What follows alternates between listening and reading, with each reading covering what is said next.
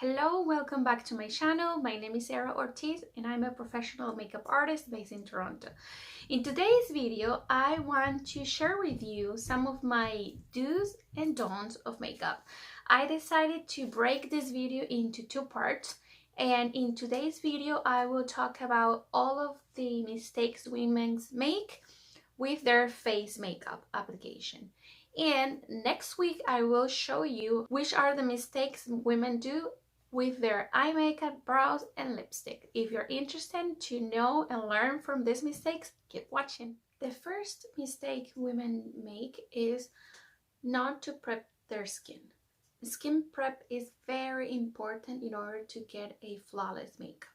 Some people forget about cleaning their skin, about exfoliating their skin, and even hydrating their skin, which is very bad for makeup application. So on this side, I already clean and tone my skin, and I'm going to apply my skincare, my serum and my moisturizer. And right away you can notice how this side of the face looks more shiny and hydrated compared to this side that looks very flat and matte. Hydration is the key if you want your foundation to look natural and if you want your makeup to last longer. The second mistake is to use a foundation that is lighter than your skin tone or even the wrong undertone. If you can see, my undertone is warm. I have more of yellow undertone. If I was to use a foundation that is more pink, more cool, and that is lighter, instead of making my skin look fresh and young, I will make my skin look very aged, and the color, it might look ashy. And the other mistake people, also women make, is applying foundation straight on their skin. I find that when you do this, you tend to apply more foundation than you need. So, and sometimes even harder to blend. So right away you can see how this color is way lighter than my skin. Better to blend. See, looks like I have a mask on. So you can see here how my ears look so different from my skin. This is a very common mistake. When you can see that difference, it's like this is the wrong color. And even I look a little bit grayish because this is the wrong undertone. This is more pink and I have more yellow. And when you have the wrong shade, you can see how hard it is to blend it with your forehead and your ears and your whole body. It looks odd. So here's the right way to do it. First, choose a foundation or BB cream that is very close to your skin color and take in consideration your undertone. For example, this one has more like a yellow undertone, and apply the product on the back of your hand. That way you will have more control of how much product you will apply on your face. From there, just distribute the product evenly on your brush and start applying the product. See how natural this foundation is looking, and it has the right amount of yellow just to make my skin look healthy and natural. And when I apply the product on my forehead, see that I don't have that problem blending with my hairline because the color is very, very similar to my skin color. So it makes things easy for me. And also, since I have the product on the back of my hand, I can distribute the product evenly because I don't have too much product. So I can start building my coverage way more fast. See how my skin looks more healthy? It matches my ears. It blends nicely with my hairline. And everything looks so natural and glowy. And remember that this side has moisturizer, so that I can see how glowy my skin looks compared to this one that is just pale with nothing on. The third mistake that women make is to use a concealer that is too light for them. If you want to hide your under eye circles, using a lighter concealer instead of helping you is going to highlight that darkness and it's going to make it look ashy. So if you want to hide the under eye, you have to choose a concealer that is closer, that matches your foundation, or is a little bit darker. So let me just show you using this concealer. And the same, I'm applying it straight. I'm just gonna blend it with my fingers. Some people prefer to blend their concealer with their fingers, but I find that sometimes it doesn't give you a smooth effect, and I find it's very hard to blend. So it doesn't look any natural. It looks very fake. You can see from miles away that I have concealer on. I'm just gonna try to blend it a little bit with the same foundation brush. Okay, now the right way to do it is to use a concealer, as I mentioned before, that is the same as your foundation or even a little bit darker. And I'm going to apply it only one dot in the inner corner, which is usually where you get more shadows, and on the outer corner like this.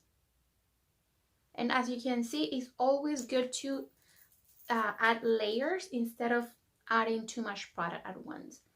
So using a sponge, I'm just going to blend. See how easy it is to cover your under eye circles if you use the right color. Now this area doesn't look dark and it's not ashy at all because I'm using the right color for my skin. I'm just gonna add a little bit more.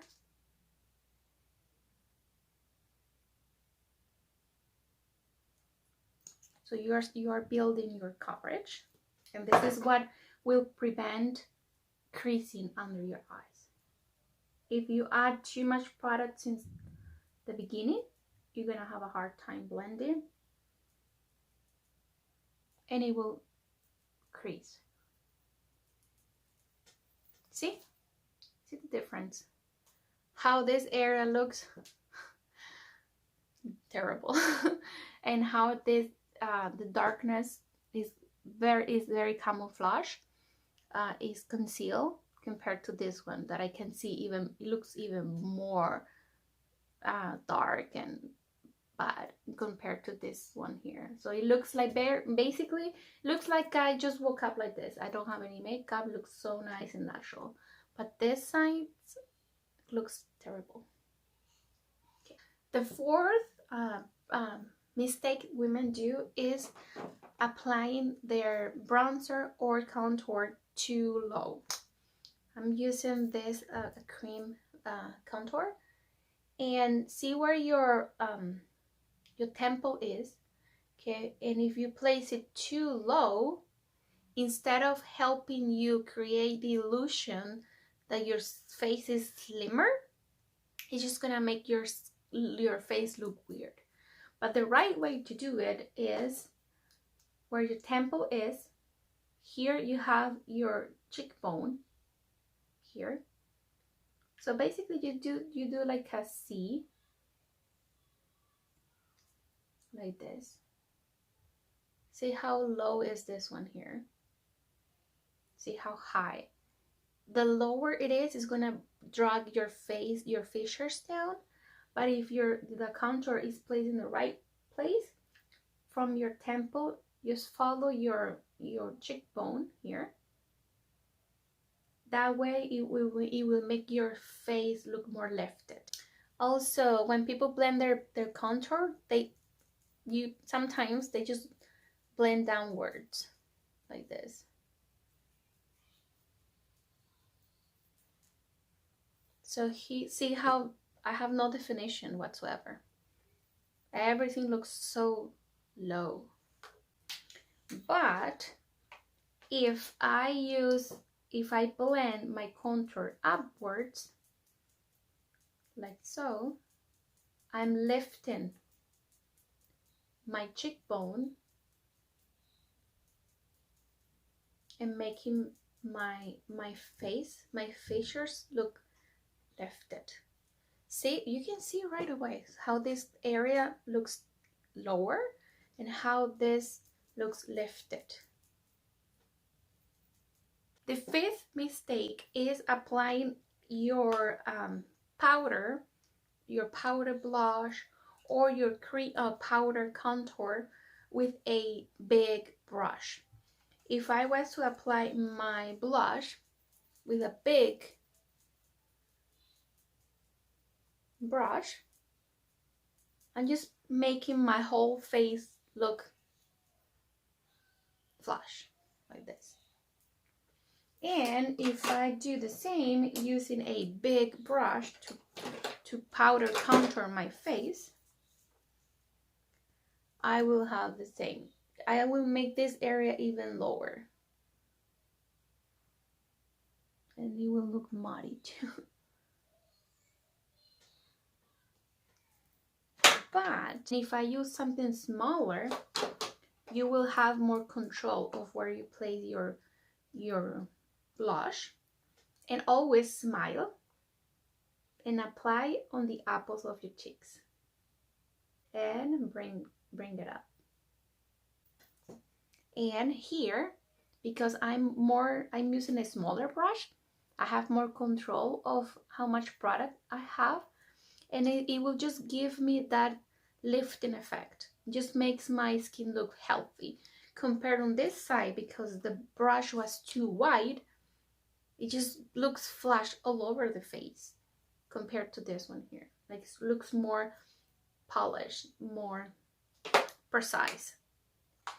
And for my contour as well, if I use a smaller brush like this one compared to this one here, I will have more control, and I will place the product very, very strategically, and I will not drag my features down, and I will just give myself a facelift, and it will look nicer, and you don't have to worry about your contour looking ashy or muddy, because you are applying the product where you have to, not all over your face. See how this one looks muddy? Because it's way too much.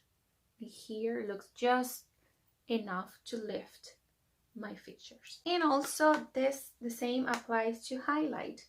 Some people use a super big brush to apply their highlight, and just makes their skin looks too like glossy, like too much.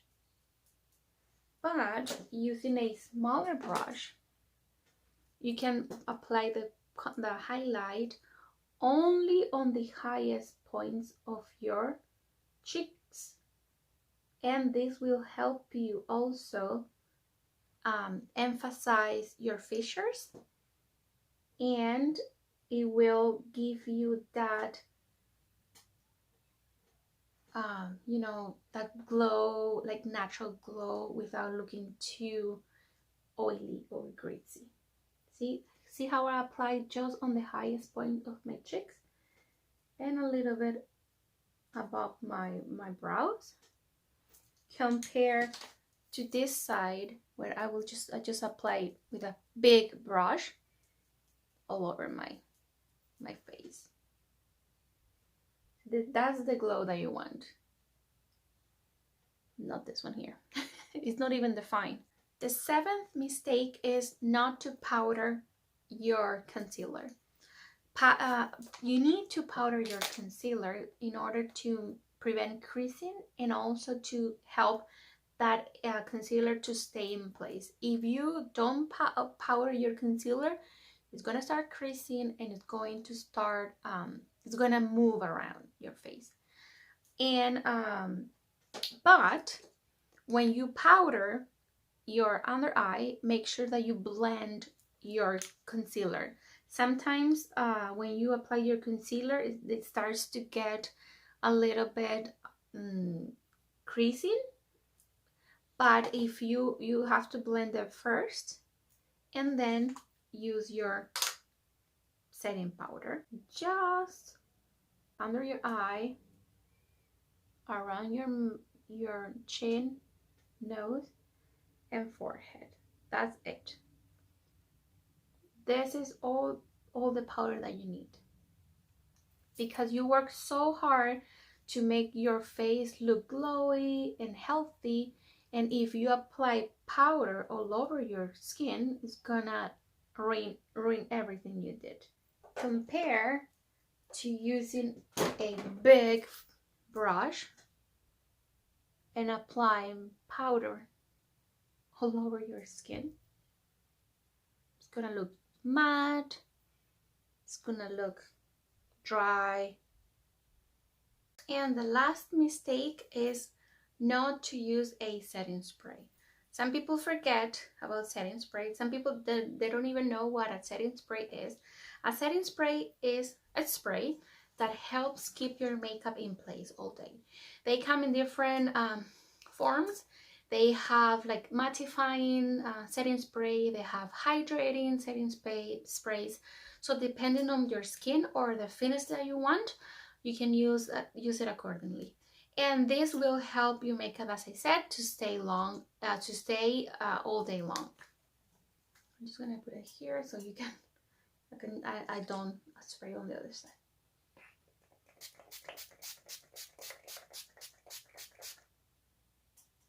And also setting sprays, they help blend the powders into the skin so it looks more natural.